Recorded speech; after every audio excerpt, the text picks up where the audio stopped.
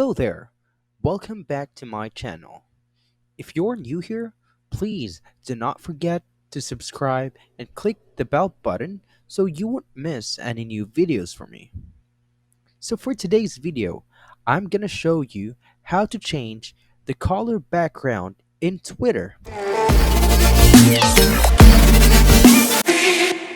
So first, you need to make sure that you are already logged in to your Twitter account. Alright, this is how it looks like if you are already logged into your Twitter account.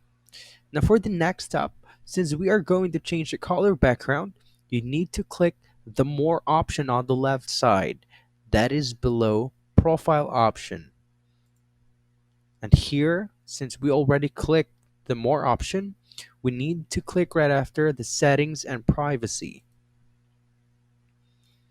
So this is how it looks like under Settings and Privacy. Now, we need to click the Accessibility, Display, and Languages. After that one, you'll see four options under Accessibility, Display, and Languages. Now, for us to manage your background in Twitter, you need to click the Display option.